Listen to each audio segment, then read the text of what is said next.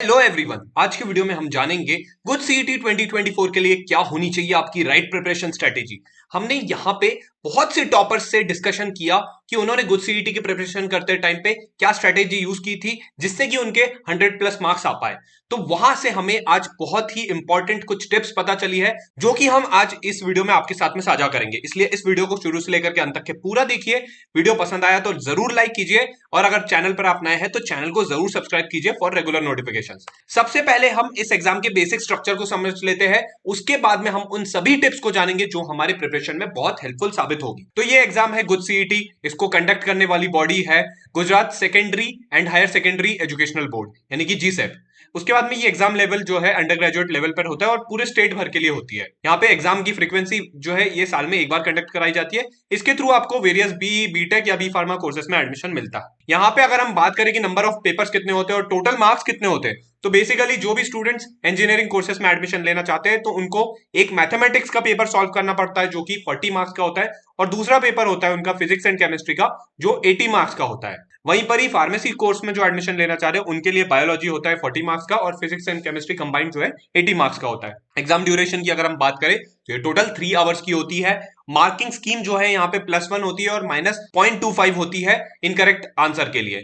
तो यहाँ पे ये बहुत इंपॉर्टेंट है कि आपको अच्छे से क्वेश्चंस को सॉल्व करना है, जो आता है वही करना है, अननेसेसरीली गलत अटेम्प्ट करके नहीं आना है क्योंकि यहाँ पे आपकी नेगेटिव मार्किंग भी हो सकती है और जिससे कि आपका यहाँ पे ओवरऑल स्कोर जो है बैडली इफेक्ट हो सकता है। और यहाँ पे अगर हम बात करें लैंग्वेज और मीडियम ऑफ एग्जाम की तो यहाँ पे इंग्लिश, हिंदी और गुजराती में आपको पेपर देखने को मिलता है और यहाँ पे लगभग 50 से ज्यादा इंस्टीट्यूट एग्जाम के स्कोर को एक्सेप्ट करते हैं। तो काफी ज्यादा वेल रिकॉग्नाइज्ड एग्जाम है और इसके थ्रू आपको वेरियस इंस्टीट्यूट्स में एडमिशन मिलता है, खास करके कुछ जो टॉप कॉलेजेस है गुजरात के वो काफी बढ़िया है प्लेसमेंट के टर्म्स में भी, क्वालिटी ऑफ एजुकेशन के टर्म्स में भी।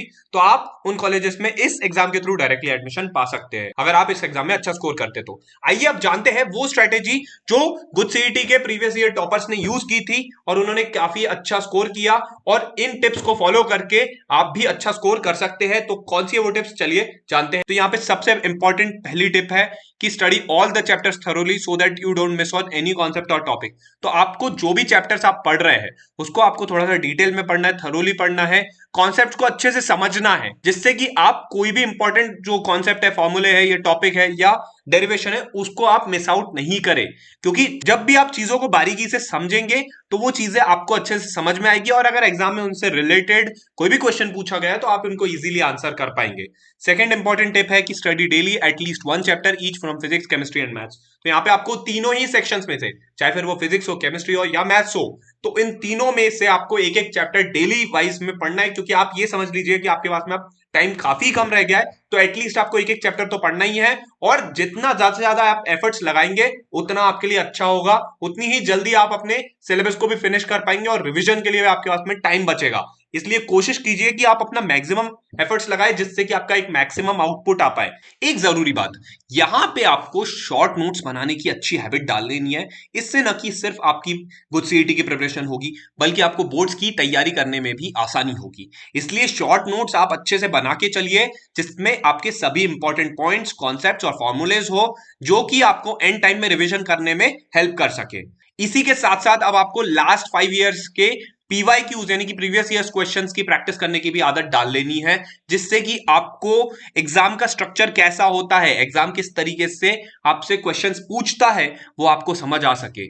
क्योंकि एक बात आप ध्यान रखिए कि जब भी आप कोई भी एक्चुअल मैच खेलने जाते हैं तो उससे पहले आप वार्म अप प्रैक्टिस करते हैं। सिमिलरली एग्जाम के लिए भी आपको वो एग्जाम में किस तरीके के क्वेश्चंस पूछे जाते हैं उसका आइडिया होना चाहिए, और उसका आइडिया हमें लग पाता है पीवाईक्यूज की ज्यादा से ज्यादा प्रैक्टिस करने से। इसलिए यहां पे सजेस्टेड है कि मिनिमम आपको प्रीवियस 5 इयर्स के एमसीक्यूज, पीवाईक्यूज सॉल्व करके ही जाने हैं। साथ ही साथ आपको अपनी एनसीईआरटीज को प्रॉपरली फॉलो करना है, क्योंकि यही एनसीईआरटी बुक्स आपको आपके कॉन्सेप्ट्स क्लियर करने में हेल्प करेगी और जो एग्जाम में एमसीक्यूज पूछे जा रहे हैं उनको भी फेस करने में आपको काफी ज्यादा मदद मिलेगी। साथ ही साथ आपको एमसीक्यूज की जितनी ज्यादा से ज्यादा हो सके प्रैक्टिस करनी है, क्योंकि ये बात आप ध्यान रखिए कि एमसीक्यूज में आपको कई तरीके के मेथड्स है जो पूछे जाते हैं। ऑप्शन एलिमिनेशन होता है, कभी कभी आप दो ऑप्शंस में जाकर के फंस जाते हैं, तो उसमें आपको किस तरीके से क्वेश्चंस क्रैक करना है ऑब्जेक्टिव एग्जाम्स का, तो वो जब आप ज्यादा से ज्यादा प्रैक्टिस करेंगे, ऐसे ही सिमिलर लेवल के आप क्वेश्चंस की प्रैक्टिस करेंगे, पीवाईक्यूज छोड़ेंगे,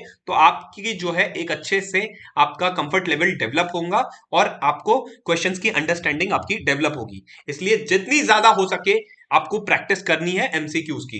अब आपको समझ आ गया होगा कि जो टॉपर्स है जिन्होंने 100 के ऊपर मार्क्स स्कोर किए हैं यहाँ पे एग्जाम में, तो उन्होंने किस प्रकार से पढ़ाई की है, उन्होंने इन सभी टिप्स को ध्यान में रखा, उनको प्रॉपरली फॉलो किया, पूरे डिसिप्लिन के साथ में अपना टाइम टेबल बना करके पढ़ाई की, और आज वो जहां पर पढ़ रहे हैं तो वो इन्हीं चीजों की बदौलत पहुंच सके हैं। इसलिए अब आपको भी अपना एक पॉजिटिव माइंडसेट के साथ में अपनी तैयारी करनी है, जिससे कि आप जिस कॉलेज में भी एडमिशन लेना चाह रहे हैं वहां पे आप पहुंच सके।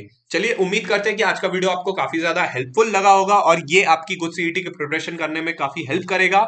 हम ऐसे ही अपने चैनल पर एग्जाम से रिलेटेड काफी ज्यादा इंफॉर्मेटिव वीडियोस ला रहे हैं, इसलिए चैनल को जरूर सब्सक्राइब कीजिए, वीडियो पसंद आया लाइक कीजिए, ज्यादा से ज्यादा शेयर कीजिए। मिलते हैं अब आपसे अगले वीडियो में, तब तक के लिए जय Hind, thank you, God bless you.